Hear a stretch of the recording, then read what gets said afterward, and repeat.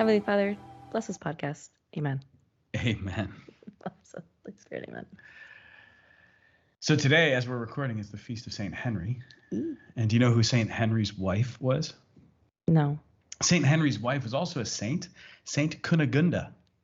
Cunegunda. Cunegunda. Yeah. That's cool. Yeah, so St. Henry was the Holy Roman Emperor. And he and his wife, Saint Cunegunda, just to repeat the name again because it's a great name, Cunegunda. Like cacahuates. Yeah. But anyways. Saint Cunegunda and Saint Henry had what's called a Josephite marriage. Oh. You know what that means? Yeah, they never had marital relations. That's right. They were just friends. By a prior vow, they had both dedicated themselves. They're both from noble families and everything. So Henry had to become the Duke, and so he had to be married, right? And then when his uncle, who was the Holy Roman Emperor, died, he was chosen as emperor because his uncle died without a direct heir. So Saint Henry had to become emperor, but he and Cunegunda had already dedicated themselves to the Lord. So they spent their entire lives, in spite of this tremendous worldly power that they had, working for the poor, encouraging ecclesiastical and monastic reform, and helping to really develop that. They said this is necessary for the empire, which is really cool. So they recognized that not just their political authority and the stuff that they had, but that all political authority and all of that political power requires divine help, divine assistance. And so they were really dedicated throughout their entire lives to seeking God's help with Do you everything. know what that reminds me of? No. So there's a show on Netflix called The Family. And I started watching it a couple of days ago. A show on Netflix. What is The Family about? I mean, besides a family? A secret Christian organization. Wait, is this the one about the cult with the bowl haircuts and the whole thing? No. These are like men who start off in their early 20s. They join this house. It's called C Street. Oh, no. And this is where they're formed in totally different thing than I'm thinking of. And just Jesus, but no religion. So it's just Jesus. They only read the Gospels, and they're put into places of power within government. And so it's a very interesting docu-series. I a while ago went into a thing where I watched every documentary I could find about cults.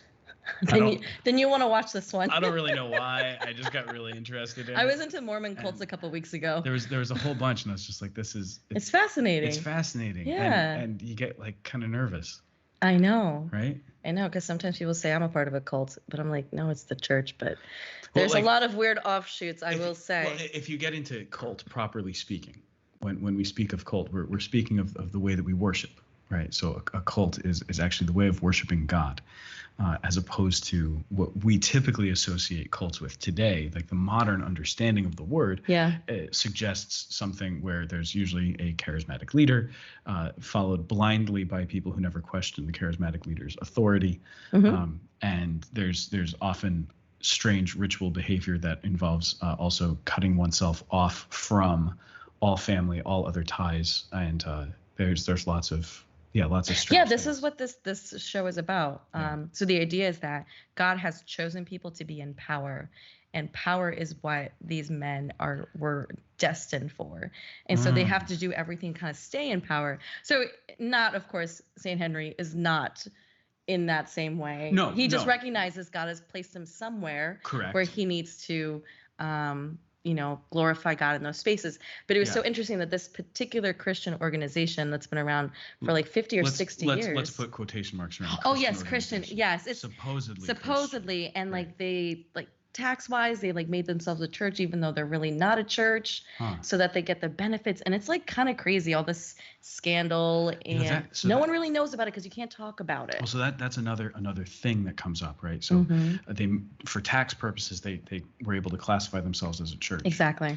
I've been listening a lot to some other podcasts, and the importance of good ecclesiology is what I'm getting the most.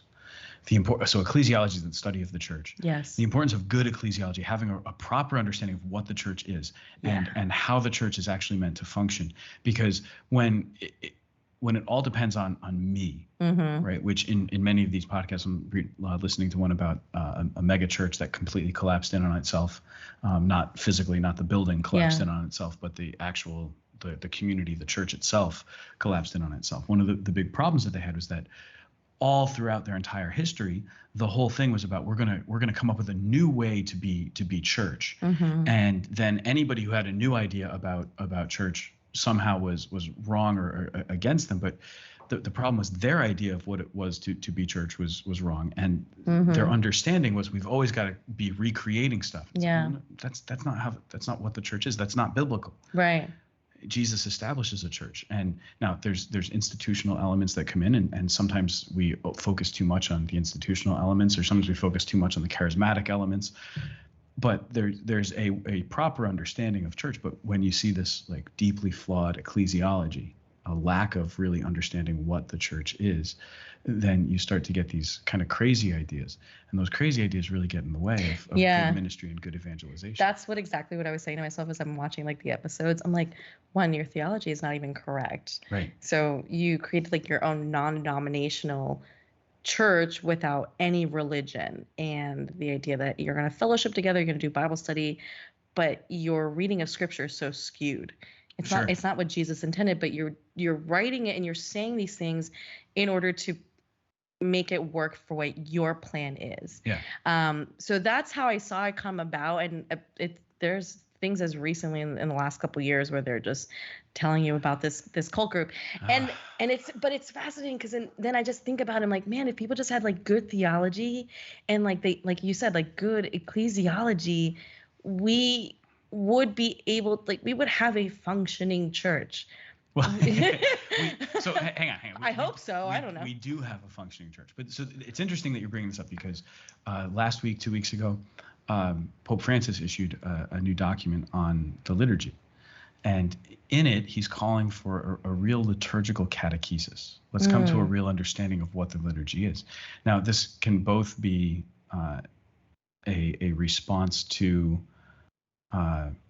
some of the abuses that you see liturgically, so the ways in which the liturgy is not celebrated correctly, but also just for the sake of coming to a deeper understanding of what God is doing. See, that's the thing.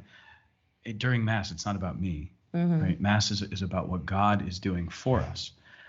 Mass is not about the attention put on me. Actually, I was talking to a guy the other day, and he was saying one of the things that he's come to really appreciate at Mass is that it's bigger than him. And so he doesn't matter. Yeah. And in a really beautiful way. That's a really beautiful way, right? Like at Mass, you're just led. You don't matter. You're not important. And that's not a diss. Do the kids still say that? No. Ew. You just showed your age. That's so gross. Yeah, it's bussin'. That's sick. No cap. It took me so many months to understand what that was. Yeah, no, I still don't know what it means. So whatever the slang is, it's not meant as an insult when you say, like, no, when you come to Mass, you're not important. Because so first, what Mass does is it puts you in this place where you realize I'm not that important. I'm much smaller because this is a prayer that's not about me.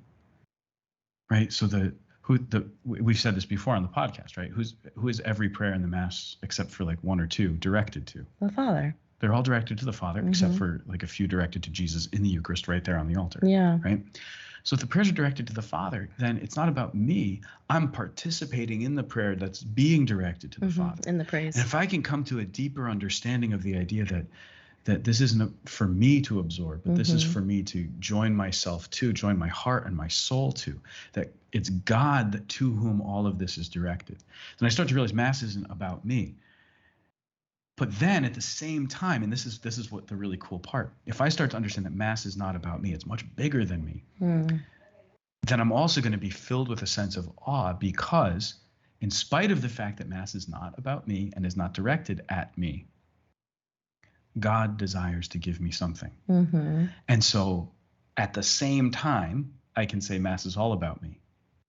The whole thing is about me because the whole thing is for me. This is God communicating himself to me as I praise him, as I offer to God my worship, just so God then gives me the graces that I need. God feeds me. God raises me up spiritually. But it's only when I realize that this isn't about me that I can accept and receive from God the things that he wants to give me. Right. Otherwise, I'm too caught up in myself. I'm too caught up in my own preferences or desires, right? Yeah. But when you have this sense of like, Mass is not about me, something really powerful starts to happen. It's really cool. The other thing with that that's very powerful, and this is I think where Pope Francis is kind of guiding us in this, to come to a deeper understanding of the Mass, a deeper appreciation of the Mass, then also it kind of draws you into understanding the different parts of the Mass, which allows you to participate in them in a better way, and allows you to kind of like let go of either confusion, I don't know what's happening, or let's say it can undo some of the bad practices and therefore some of the lessons that we have learned from bad practice. Speaking of bad practices, is it totally illicit to say morning prayer while you're doing Mass? No, there's a proper way to do it. Right. So it can be done. Usually what would happen is if you're going to include any of the liturgy of the hours in the context of Mass, you would begin with the sign of the cross as usual, and then you would immediately go into the Psalms. So you would do the psalmody, and then you do the collect prayer, the opening prayer of the Mass, and then you would go to the liturgy of the Word. And so instead of doing the reading and the responsory from the liturgy of the hours, you do the readings and the gospel proper to the Mass, and then God bless you. She sneezed. Praise God. And then after the homily, you would do the general intercessions, the universal prayer from the liturgy of the hours. Okay. Yeah. And then you would just continue with Mass as usual. Okay, that makes sense. Yeah. And there's actually rubrics for how to do that. It's envisioned by the Church that you can do that. The thing though is that so the liturgy of the hours and the Mass are the official liturgical prayers of the Church. Yeah. So the highest form of worship that we have as Catholics is the Mass. It's the highest mode of prayer that we've got. And then the liturgy of the hours is the Church's official prayer. So this is the hour by hour, not literally hour by hour, but marking the different times of the day that every day, no matter what, are going to be celebrated. Whereas like the other sacraments of the Church have a liturgy attached to them, but those are not necessarily every day. Right. So these are the Mass and the liturgy of the hours are the things that are celebrated every day of the year, no matter what. Okay. Right. Now, if the liturgy of the hours and the Mass are the Church's official prayer, there's meant to be sort of a mirroring. Like the liturgy of the hours is meant to sort of prolong the experience of the Mass. Right. Is meant to carry what you received in Mass through the rest of the day. So often what you'll hear during the liturgy of the hours is sort of an echo of some of the themes that were present during Mass. Yeah. So a particular feast day, the prayers of that feast day are the same that you would hear at Mass. Or the Office of Readings. The readings that you'll get at the Office of Readings often are connected to the readings that you'll hear at Mass. Now, you see it more clearly day by day during the week. Sunday, it gets a little bit trickier because there's only one set of readings usually for the Office of Readings. And on the Sundays, you have a 3-year cycle of readings. So it's a little bit harder to see that direct connection. But anyway, the liturgy of the hours is meant to be connected to the Mass so that there's this sort of sense of continuation. Once you've gone to Mass, once you've celebrated Mass, things are continuing. The prayer continues outside of the Mass.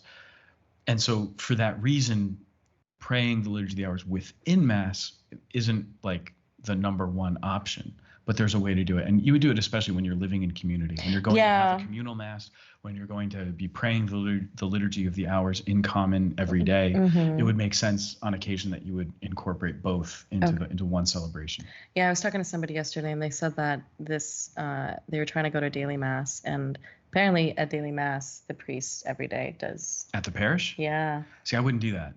Because I've experienced it in small communities, like in like a really, we're gonna be together with a small group of people. He did evening prayer with Mass. Yeah. And I was like, oh wait, that was really cool. That was beautiful. Yeah. See, that to me, that's more of a pastoral judgment call. Yeah. As opposed, there's nothing liturgically wrong with it. It's perfectly liturgically correct. And as long as he's following the rubrics that the Church gives for exactly that situation. So this is the thing. The Church actually gives us things to do in certain situations. We love like rules. Well, it's not even about rules. It's not even about rules. It's so that you know what to do when something comes up that's maybe unusual. Yeah. So like this exists in the law of the Church for different pastoral situations. So like you encounter this person who's in this situation. Well, okay, we can work with that. There's a process. There are things that we're going to have to do, but here's how you can do it. Now, walk with people through this, and you can help them to experience this. And that's the beauty of it, so that it's not like, well, we're really not sure. We've got to come up with a solution on our own. We've got to figure this out, or we're just going to pretend like there's not any issue here at all. What it does is it's acknowledging and reverencing the concrete circumstance that you find yourself in. Yeah. Right. So if you're in this kind of situation, if you find yourself wanting to enter into a marriage, right? So you want to get married. Great. That's awesome. The church is like, let's celebrate that. We're here for it. But you want to marry somebody who was previously civilly married. Okay. Well, we can talk through this. Yeah. And we're gonna figure it out, because there's actually a process for handling Praise God. someone's previous marriage. Not to pretend like, oh, it never happened, or like right. or to pretend. There's just so many situations. Yeah. And it's also like, there's not a hard no on so many different things. There are some times where we have to say no, and it's a definitive no. That's the end of discussion. Like, to be a follower of Christ requires that, right? In fact, a lot of things require that. Fulton Sheen writes about it in 3 to Get Married. So, I have not read it or heard it yet. I think it's in 3 to Get Married. It might be in one of his sermons. I don't remember. Anyway, but he talks about this. He says, if John wants to get married, he says yes to Mary and no to every other woman. Oh yeah. He has to. And it has to be a definitive no. No to everyone else. It's exactly. a yes. It's a definitive yes that requires then a much larger definitive no, because the definitive yes is to one person, but the definitive no is to everyone else. And we so easily get caught up in this idea of, no, if I exclude anything, then somehow I'm not open-minded or open-hearted, or I'm somehow rejecting too many different things, and that makes me closed off. That makes me a cold person. No, saying no to something actually allows you to say yes more forcefully to the thing that you need. But what the church recognizes is that our lives are complicated. Yeah. And so for every different situation, well, let's look at that. Here's how we would handle it. And then we're going to apply this particular law, this particular rule to this particular situation. And so liturgically, like when there are these things present, the church gives us a way to, all right, how do we handle this type of situation? Yeah. Here are the things that we can do, and here are the things that we cannot do. But when you know what you can do, you discover just how broad things actually are. Yeah. And then you're able to do these things, but understanding that there's also, like when the church says do this, especially in the liturgy, there's a reason to say do this, and do this before you choose to do this, and before you choose to do this. The church has a hierarchy even within the choices that are available. This is the correct option, number one. This is a permissible option. And there's a huge difference between correct and permissible. Like, this can be allowed. It's not the ideal. And then we think about that. We talk about that in moral theology too, right? That something can be morally permissible. Yeah. But that doesn't necessarily mean that it's the good that should be chosen. Right. There are some things that it's an indirect cooperation with evil, or an unintended evil consequence. Yeah. That we end up with, but we wanted to do what was good. But then there's other things where it's like, this is the good thing that we should do. Me stealing food for my family. Yeah. Oh, wow, you're brilliant. Like the first person that ever came up with that example. Absolutely not the most brilliant comment ever. It's like you're 17 and you're trying to trip up your philosophy professor in freshman year of college. That's great. Could God make a rock so big he couldn't lift it? Yeah. No, brilliant. Wow. No, you're clearly a deep thinker. Clearly a deep thinker. No, but actually that example is a hugely important one. I know it's a hugely important one. That's why you said it. Good. Everybody asks it. Right. It's like, it's cheesy and played out, but it's important. Yeah. Because exactly to that point, like, yeah, the good would be that you never steal. Yeah. But feeding your family is a good. Yeah. And so there are situations in which, like, this moral evil is mitigated by the good that you're trying to do by it. And yet at the same time, if we're speaking from a position of just strict ethics, there is no way in which you can say that the ends justify the means. Yeah. Right. So even though it's feeding my family, that doesn't mean that I have a right or that it's morally good for me to steal. Mm-hmm. It would still be morally evil for me to steal, even though I'm doing something good. So it's not justified. It's just that the outcome for my family is good, Mm-hmm. but the person that I stole from, the outcome for them is not good. Yeah. Right. So it's like, it's recognizing that even then, it's not perfectly good. It's also not like the same kind of evil as I just steal because I like stealing things. Right? I'm a kleptomaniac. I just enjoy theft. Right? No, that's not good. We don't want and there's people who do enjoy it.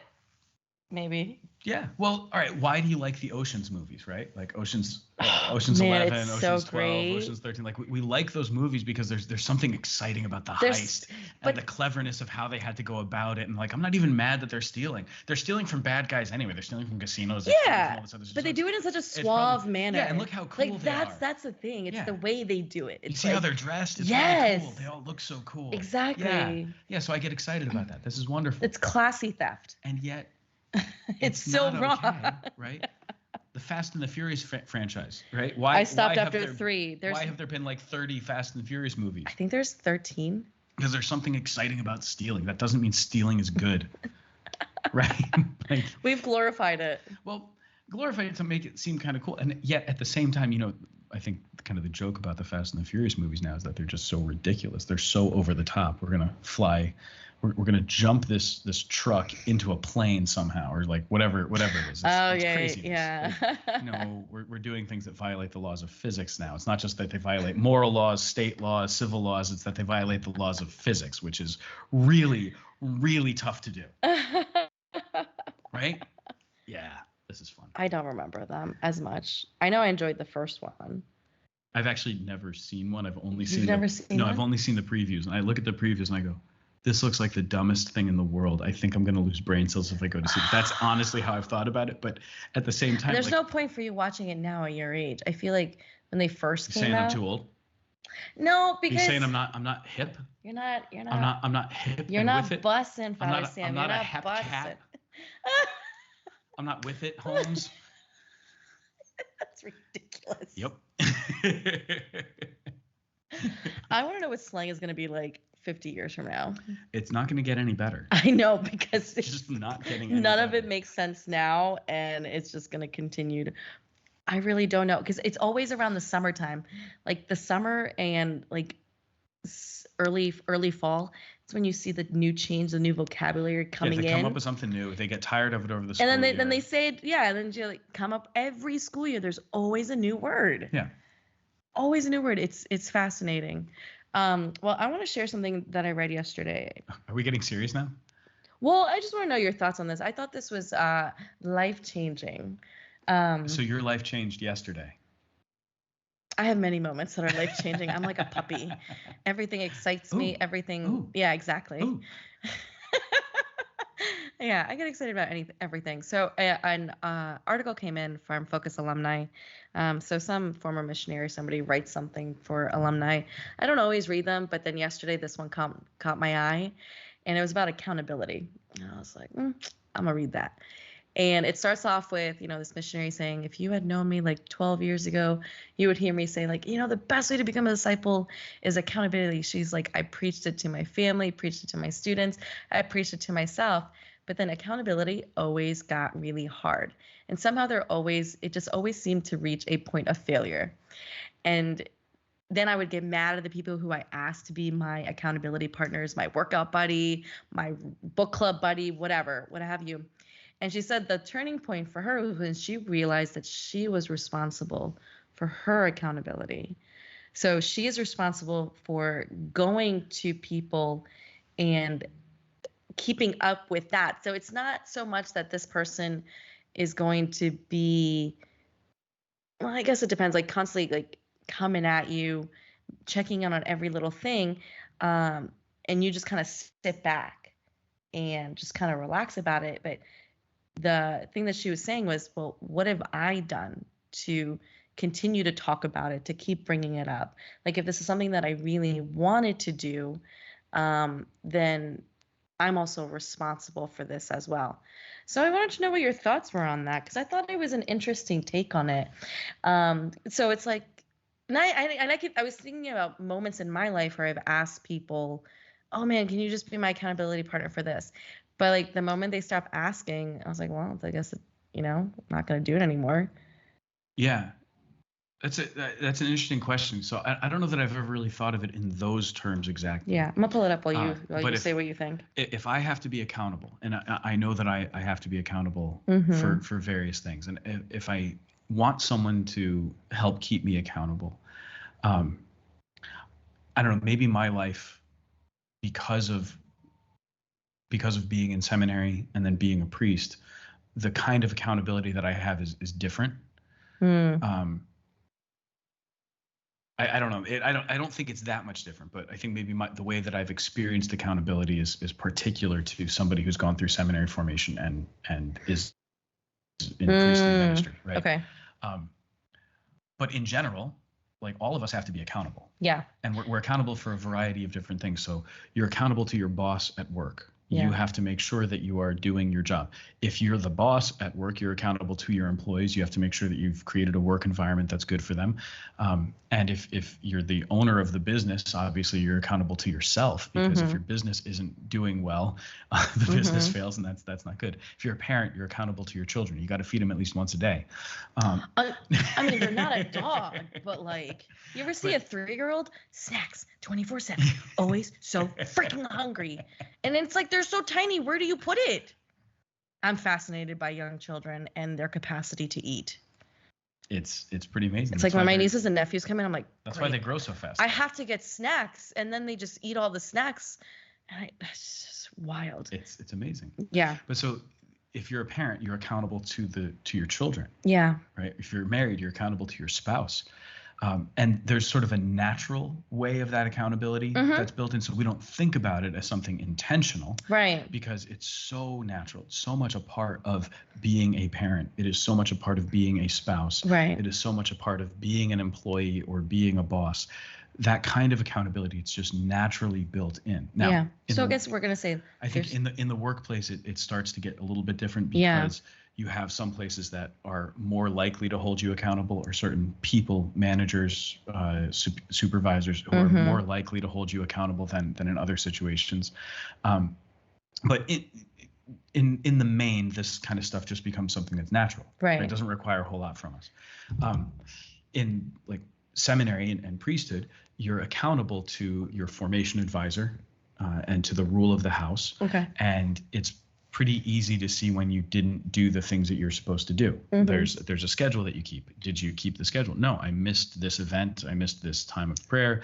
I didn't show up for this class or something like that. Well, then there's somebody who can hold you accountable and say, you were supposed to be at this. Why weren't you there? And require an explanation. In priestly life, right, there's the obedience, the vow of obedience, that promise of obedience is to be obedient to my bishop. So I'm held accountable by serving out my assignment. So when I am here and I'm doing my job as pastor, I'm being accountable. Yeah. I'm doing the thing that I'm supposed to do. But then there's other things. Like the other day, I sent the bishop a note asking for permission to do something that if I didn't, he would never know, and it wouldn't really matter. Like in the grand scheme of things, it's something that he has told me I can do before. I just wanted to make sure that it was still okay. So I sent him the note, and he said, of course you can do that. But it's accountability. Yeah. It's about being. So that was one where I've learned that even though I probably didn't have to ask, and even though it's okay, and I already knew what his answer was going to be, I knew he wasn't going to say no to this thing. It's simple, not important.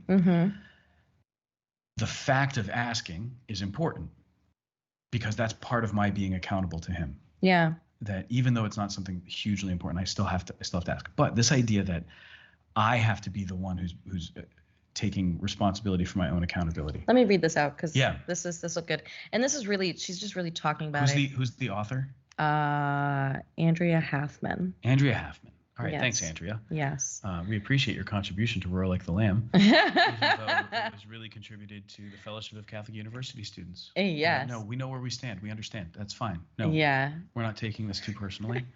So here's what she says. I'm not offended by your low opinion of our beautiful little podcast here, Andrea.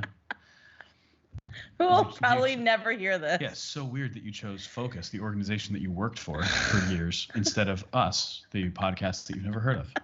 No, fine. It's okay. I can't believe you think that's so funny.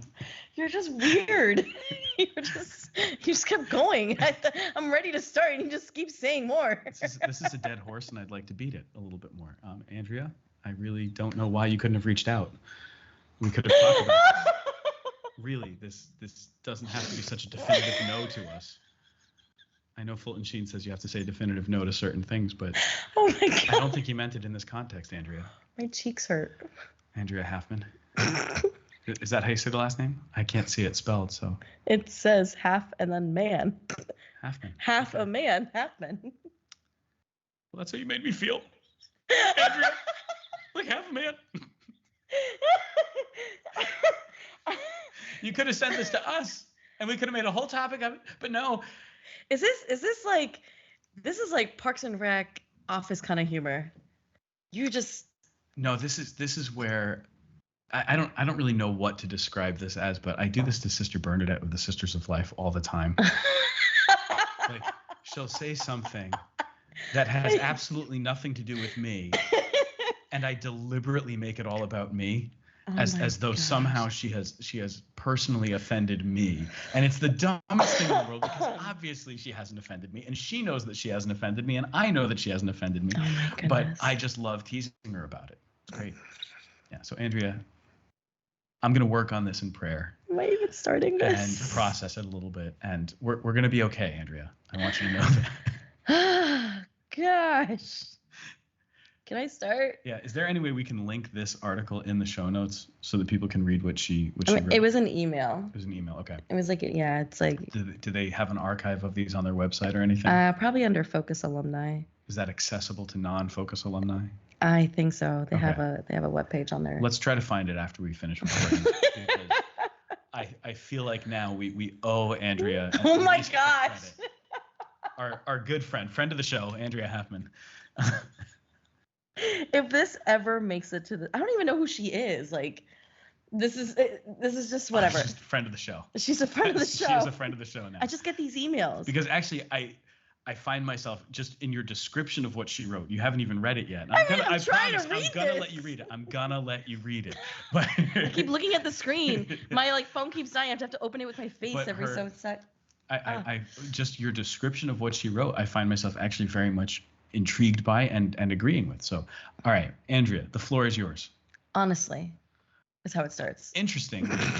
This is Andrea, the floor is yours, being read by Paula Andrea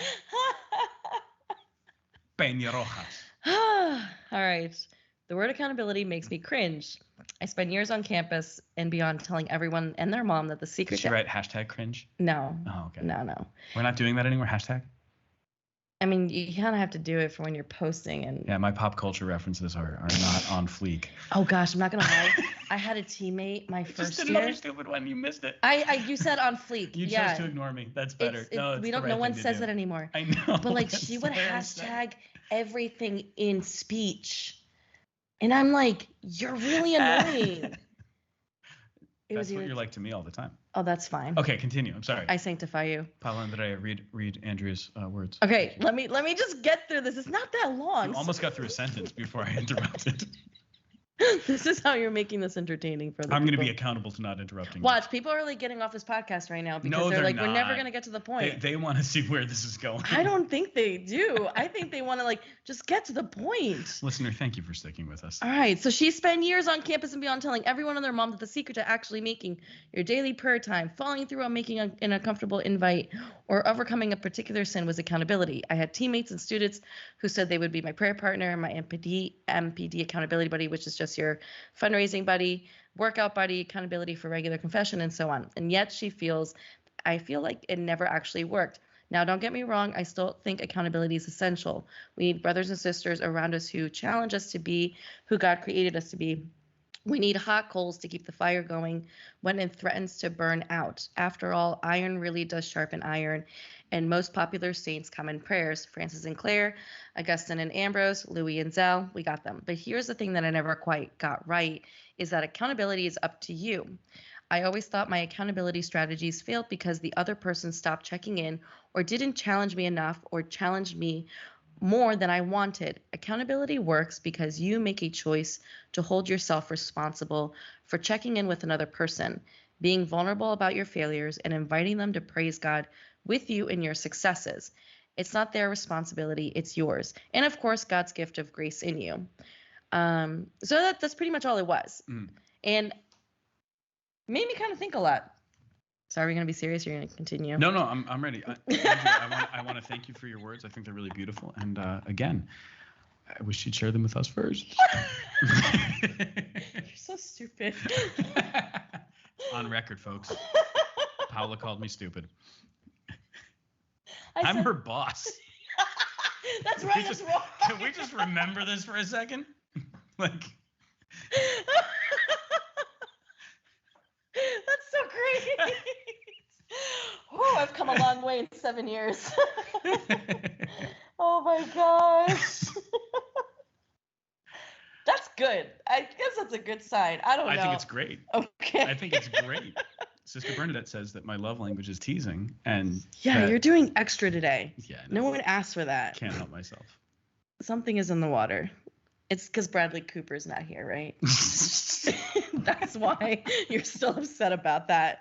So you're just trying to show your talent, just in case, he ends up listening to this podcast in the area. Actually, so we've got, just to give you the reference for what Paula's talking about, we've got a production company that's filming in the neighborhood, and they're using our parking lot and one of our rooms here for some of their stuff. And I was actually nervous when they first started talking about it, because I was thinking that this was going to be like where they had cast and crew showing up. And I was like, if cast is showing up and word gets out, the place is going to get mobbed by people just trying to see a celebrity or something. And I really didn't want that kind of attention. And then fortunately, it's just crew. So none of the famous cast is going to be showing up and doing anything. And I'm like so relieved by that. So relieved. But apparently Bradley Cooper's in the neighborhood. Apparently he likes Fairfield. I think he was here last summer, couple summers ago too. Hanging out with Leonardo DiCaprio and Brad Pitt. Yeah, Moms of Fairfield was going wild. Of course it was. Of course they were. Of course they were going wild. Of course they were. Moving on. Let's come back to Andrea, because her point is really good. Her point is really good. All right, so let's try to summarize it. That I ask you to be my workout partner. Yeah. And all right, so we're gonna keep to a schedule of going to work out. But then what happens? You get busy and I get busy, and we both miss a day or two. Story of everybody's life. Yeah. And then a month goes by. It's not like I wasn't accountable. Like I said to you, hey, let's go work out, and you said, I'm sick today. Oh, okay. Mm-hmm. Let's go work out. Something came up. I've got to get to work earlier than I expected. Mm-hmm. Then the next day you say, hey, let's go work out. I'm like, well, actually, I had to make a dentist appointment, and they moved my time. Okay. Things fall apart for reasons that are outside of your control, or you just kind of get off the habit. Yeah. Right? At a certain point, yeah, it's great to have somebody who's your accountability partner. And I think maybe that's part of it. The accountability partner thing helps us get started. Yeah. Very often it helps us to get started. Yeah. But it doesn't help us to continue. It gets us the first few weeks or months of a workout routine, maybe even the first year of a workout routine. Yeah. And then it stops, not because people stopped caring, but maybe I don't need the same kind of accountability. I've gotten into a better habit, and so the need for the same level of accountability isn't there. I've got somebody to whom I'm accountable about this thing, but like prayer, but I don't necessarily need them to be reminding me every day. This helps me to get started with a prayer life. Pretty soon I don't need somebody telling me that I have to do this every day. Right. But when I start to slack off. Mm-hmm. And slack off isn't necessarily the right phrase, but like when my commitment starts to lessen, mm-hmm. and that accountability partner is no longer there, if I start resenting the accountability partner, which sometimes people do, yeah, I've done it. If I start to resent them yeah. for not being there, instead of realizing that no, this is on me. Yeah. I'm the one who has to do this. So think of like AA. Mm-hmm. You get a sponsor when you join AA. And the idea is this is somebody who's going to help you through, especially those early stages of sobriety. But eventually the contact with the sponsor can trail off. It doesn't necessarily have to be the same kind. The idea, though, is that in AA, no matter what, you have a meeting that you can go to.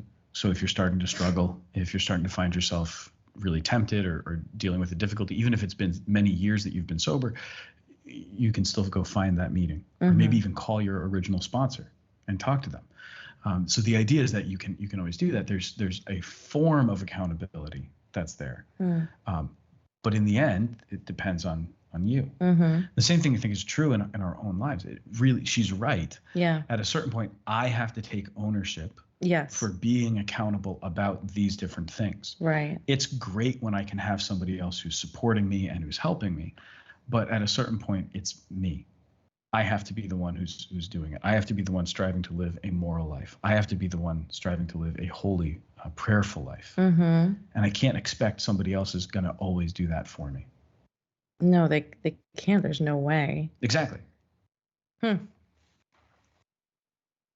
Like it's unreasonable for me to think that somebody else is always going to take on that role. But why do we think that though? Like, why do we put that pressure on other people? Well, it's not so much that we put the pressure on other people, I don't think, because usually if you're asking someone to be your accountability partner, it's because they have something that you don't think you have. Yeah. Or together you want to try to accomplish something. Yeah. So who's your accountability partner usually? Somebody who is more advanced than you are. Or who with you, who's your peer, go after the wants same goal. To try to do something better. Yeah. Right. And if you're asked to be an accountability partner, it means either that you are the one who's more advanced and you can mentor somebody, or it means that you are in this position where, you just like this other person has a goal, and together you're going to strive for that goal. Yeah. There's somebody in my life I know that who has asked for help from certain people for certain things, and those people haven't stepped up in the way that she expected them to, and because they didn't, she just got so mad at them. I was like, well, then I'm not even going to try. I'm like, well, why does that matter? Because if this is something that you want, then you can start it, and then you can keep inviting them, and if they so it just was interesting. It's almost like it was used as an excuse to not even try. Right. So that's where I've seen it, and I was like, that's not really how you should go about it. But I mean, that's one example. It's understandable in that I want the person who I admire or who has the thing that I desire. I want them to hold me accountable. But if I'm not ready to make the commitment and do the thing, right, you have to meet. If they're holding me accountable by once a week texting and saying, hey, how's it going? But I need them calling me every day, then maybe my need for accountability needs to be expressed differently, right? So sometimes if I need to be held accountable, I need to say to somebody, I need you to tell me this tomorrow, or I'm asking you to remind me to do this tomorrow. Now, if you ask me to remind you to do something tomorrow, I'm going to forget. Yeah. So now I'm curious. Unless I set a reminder on my own phone to remind you. Yeah. Oh, that's the thing that works for me. It's actually setting reminders on my phone. Because then I'm just thinking about how this works in the context of like mentoring somebody or discipling somebody. There's got to be a balance, right? Yeah. Between I want to help you to grow in this area of your life. For the purpose that you ultimately take ownership of it. Right. It's just to get you to the next place. Right. But I also, I can't be the one who makes that growth happen. You have to do it. Yes. So I can be there to offer you advice. I can be the one to whom you come to seek something. But if you want me to be the one telling you, do this today, at a certain point, I can't tell you to do that anymore. Mm-hmm. You have to do it yourself. Yeah. Like, I can't tell you to wash your hands after you go to the bathroom. You have to learn to do that yourself, Mm-hmm. and you have to know to do that yourself. Mm-hmm. There comes a time when it's up to you to make that decision. Please wash your hands after you go to the bathroom, everybody. Anyone who's listening, Andrea, it's important. These are things that you have to do. But like, there's a certain point. Remember when you were a little kid, and like before you went to bed, mom says, "Did you brush your teeth?" Right? At a certain point, you brush your teeth without being told. Mm-hmm. And you do it because it's the thing that you do before you go to bed. Yeah. And it's part of the routine of getting yourself ready for the night. Mm-hmm. And there's nothing more to it than that. Yeah. But then, if that's what I need, someone who's going to kind of instruct me in that way, mm-hmm. I eventually have to learn so that I don't need that kind of mentoring anymore. Right. Eventually, I need to have habituated myself to doing these different things so that I no longer need someone to tell me or to ask me to do it. Mm-hmm. Right? So the accountability part, again, it can be really helpful. But this is also where if I need accountability in a particular area, mm-hmm. If I need accountability in my moral life because I'm struggling with doing something that's not good for me, fine. It's good for me to recognize that I need accountability. Yeah. But even as I recognize my own need for accountability and someone who can help me to do what's right, I need to take ownership and stop doing the thing. Right? Yeah. And I need them to be ready to help me, but they can't police me. Like a good mentor, a good director doesn't micromanage every single thing that I do. Yeah. So this is a really good Ken Blanchard. He wrote the 1 Minute Manager. I've been obsessed with him for I learned about him through Focus. The one thing that they talked about is when it comes to either managing people or just discipling people, everybody starts off in a different place. Mm-hmm. And so he created this leadership grid model. So I'm going to run with you. I'm going to do this with you and see what you think. Okay. So this gives actually. You're just bringing in somebody else who didn't contribute original content to Roar Like the Lamb. Yeah, Ken Blanchard. You can look him up. He also wrote a really good book, Bleeding Like Jesus. Are you saying he wrote this years before Roar Like the Lamb ever even existed? Definitely. Are you saying he's been in this field for many, many years and would have no interest at all in our podcast? Probably not. He's doing other big things. Okay. All right. So he writes about how do you get somebody to actually take that place of ownership. And as someone who is guiding someone else, you end up living out 4 different roles. And this is the process it goes into. First, you start in a directing role. This is where you tell the person exactly what they need to know. Mm-hmm. You make the expectations really clear. A person in this season or in this grid is super excited but lacks the skill. Sure. So they're like puppies. I'm so excited to jump in, but they have no idea what's waiting for them. Yeah. So they need a lot of direction. Then as life kind of starts to bump in them, their energy or their outlook, it decreases a little bit. So you need to enter into a place of being highly directive and highly supportive. So then you move from directive to coaching. Mm-hmm. So the individual is unable, but still willing, but they need to be just coached a little bit more. Then once they start getting used to different tasks and habits, then the leader in this situation becomes more of takes on a supporting role. And the individual here is more able, but it still might be struggling with motivation. Mm-hmm. I'm a little bit unwilling, but I'm able to do these tasks. And then you get into the last role, which is for the leader, somebody who's just delegating. I know that you can do this. I don't have to oversee you. I don't have to micromanage you. And the person under the leader is able and willing. Mm-hmm. So it's amazing how you go through all of these steps as yourself, the individual super willing, but unable to do things. You're talking about really the course of first natural human development. Exactly. But this is also how we learn anything. Exactly. I need to be taught certain things on my own. Yeah. More explicitly, I'm sorry. I need to be taught certain things. I need to have somebody showing me exactly what it is. And I need to learn how to imitate that. I need to learn how to mimic what they're doing until I have the concept myself. Yes. Once I've got that concept, once I've figured out how to write the letter A, I always have the letter A. I can't lose it. From now on, I know the letter A. Once you learn how to read, like I need somebody to help me to put these letters together. And then once you learn how to read, and once you learn how to put those letters together, you cannot do anything other than read when you see letters. If you look at the book, you're going to see on the back of that book the words that are there, and automatically you put them together into words. And the only word I can see is Lulu, because my eyesight is terrible. You start to do that, and it becomes something that's natural, and you're doing it whether voluntarily, involuntarily, it's just sort of happening. Then you still need some direction as you mature in that.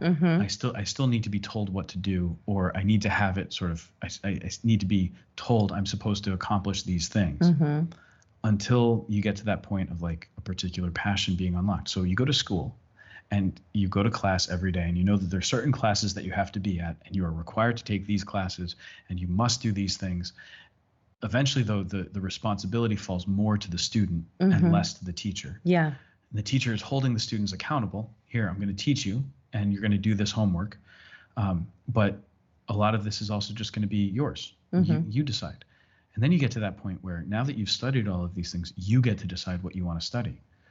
And so you get to go to college and you get to pick a major. And then usually just artisanal basket weaving. I'm gonna major in artisanal basket weaving with a minor in Klingon, and we're going to. I'm gonna then have a successful life, right? We should just do what other countries do and just go right into like your specific field.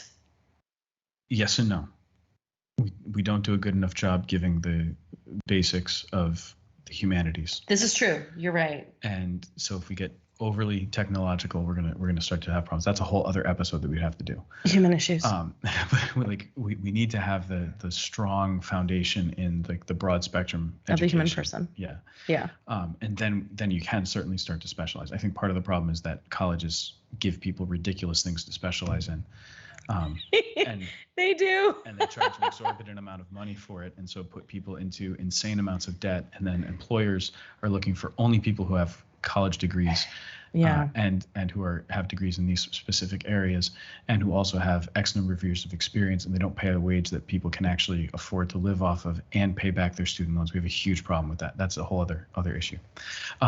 But then you also get to the point where now I know what to do, and I'm doing this because I love it. I'm doing this because I care, and I'm doing this thing because it's the right thing to do.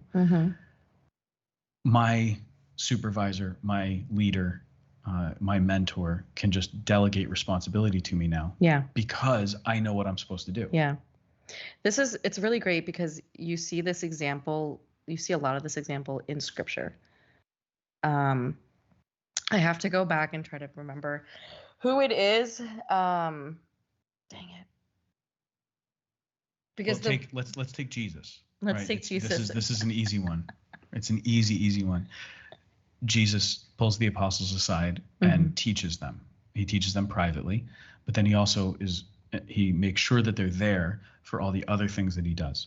They see him when he heals. They see him go off to pray. They see him do all these different things, and so they're learning from him.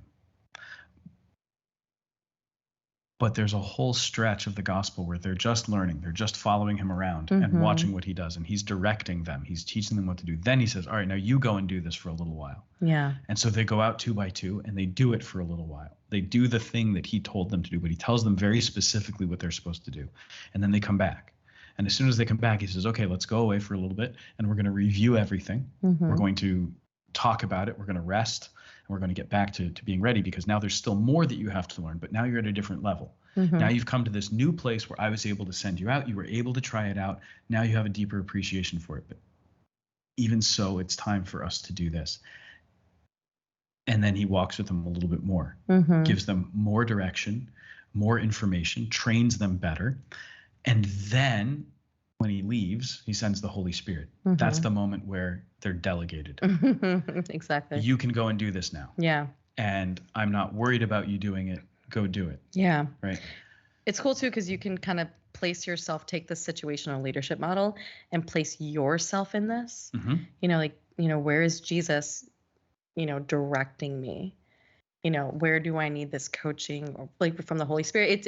It's translatable, transferable in so many different situations, whether it's one-on-one with a person, whether it's with, family raising kids, or just in your own interior prayer life. Yeah. So then when it comes to accountability, let's look at it from two perspectives. If I'm the one in need of accountability, I need someone to hold me accountable. I have to be able to recognize what sort of accountability I need. Exactly.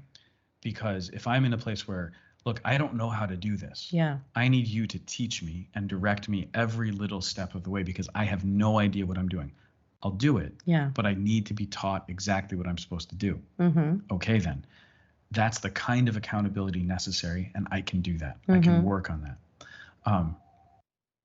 If there's another type of accountability, though, that I need, that maybe I'm not aware of, I need someone who can say it. So if I'm the one holding you accountable, I need to be ready to recognize what your need is. I need to be able to see, all right, you need to be guided every step of the way. Yeah. Or you need to know that it's okay to do this. Yeah. I just need to delegate you to do it, and you're going to be fine. And your language will change, because somebody might just be in a space like they know to do it, but they just need affirmation. Yeah. They just need constant encouragement. This is making me remember something when I was in seminary. One of my house jobs was working on our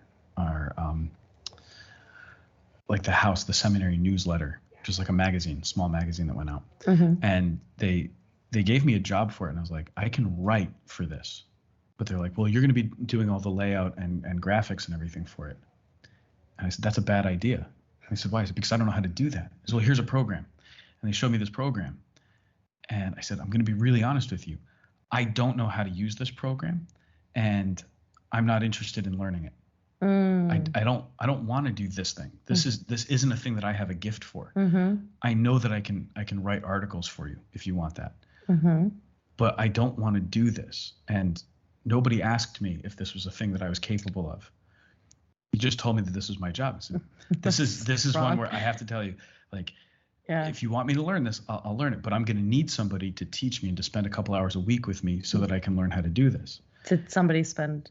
And they said, oh, well, if it's going to take a couple hours a week, we don't have anybody who can teach you that. But we do have somebody who already knows how to use it. I'm like, but why didn't you just do that? Yeah, just let them use it. Don't make me try to learn it. Like, well, no, but there's actually, and there was a wisdom to it. The reason that they wanted me to learn it was because there's a plan of succession. Like the next person needs to take this on. You need to have somebody always who's ready to do it. And I said, well, I'm not the right person for that. Then, yeah. Right. Because I don't have the interest. I don't want to do it. Yeah. Now, there's also then the problem of my own motivation. Like there's a question, especially in seminary, like, hey, just do it. You were told to do it, so just do it. And I said, no. Rebellious. Yeah, I was a little rebellious. But it was also because there were other things that they had asked. Like, so this was also at a time in the life of the seminary when what are called house jobs. So those are the little things you have to do for the good of the whole community. Like clean the toilets? No. So that we had a paid custodial staff for the whole seminary. But other things like one of my house jobs was making the schedule of who the cantors were going to be for Mass. So I had to go through and just put everybody on a rotation and mark out each date and make sure that for certain feasts, like you wanted to have your stronger cantors on for certain feasts, and then like to schedule when there was going to be practice for them. And so that was a scheduling thing that I had to do. The house jobs at one point really got out of control, and everybody had more house jobs than it was reasonable to have because the expectation was that you'd spend an hour a week on your house job. Well, when you have 7 house jobs, oh my gosh, or 6 house jobs, it's a part-time job. Yeah, you're now you have to spend 6 hours a week on each of these different jobs, and sometimes the jobs required more than that. Sometimes they required nothing. So the distribution of jobs was becoming inequitable. I'm not. Which would it be? Unequitable. Not equitable. In or un? I don't know. I trust you. You can write in to Roar Like the Lamb and tell us how our grammar is. It was whichever one it was. It wasn't right. Or you'd have just too many, and so it was too time consuming. And so this one that was given to me, I was like, this doesn't make any sense. We have guys who have a background in graphic design. We have guys who have done this kind of work, literally, and been paid for it. I went to college and didn't do anything like this and have no experience with it. I'm the wrong candidate. Yeah. Like you're hiring the wrong guy for this job. I shouldn't be given this job. I'm not actually qualified for this. If you want me to become qualified, okay, but it's going to require a lot, and then you're going to have to drop 3 of these other jobs and responsibilities that you gave me in order for me to do this one. And so the calculus just kind of worked out that, well, if that's the situation, then drop this job because these others that you're actually capable of doing are more important, and it's less important for us to teach you how to do something that you're not interested in, and that really we don't need you to do. Yeah. We have other people who can do this. I mean, that makes sense. Yeah. So anyway, accountability. So we'll tag that situational leadership. Yeah, I like situational leadership. That's important. And yeah, I think if you're the one who is doing the accountability, like your job is to hold someone accountable, to know what kind of accountability they need is important. But that can be difficult too, because I don't want to be overbearing to you. So I don't want to come on too strong. I don't want to seem like I'm constantly checking in. I want you to feel comfortable talking to me about things. Well, that's why you talk about where you're at. Right, exactly. So, like, if you're like, why are you telling me everything I already know? I need to tell you I know this. I just need this kind. Tell me what you already know. I just need to be affirmed. I know what to do. I just need encouragement to Paula, help. I affirm you. I did that to Nick last night. I'm going to affirm you in a non-specific, totally generic way. I affirm. That's exactly what I needed. Full stop. Yeah. Yeah, I'm not going to tell you what, just that I do. Yeah, it's great. Know thyself. So this is, it's just really good to know yourself and just to know what you're working with. And it's that miscommunication, which usually can like lead to frustration, is because we're not aware of, one, where do we need to be and where is the other person? Right. And is there an agreement about what space you're both inhabiting? And if you don't really talk about it and you don't really know, it leads to all these problems, which is why he made this. Which, it's brilliant. So I think it's good. Well, thank you to Andrea Halfmann for sponsoring the show. And if we get our first sponsor. Oh my goodness. And her name is Andrea Halfmann. Oh my gosh, we're gonna start monetizing on this. I think we might have a little ways to go before we get there, but we'll little ways, no ways, who knows? Thanks for sticking with us, everybody. This is Roar Like the Lamb. Father Sam Kachuba.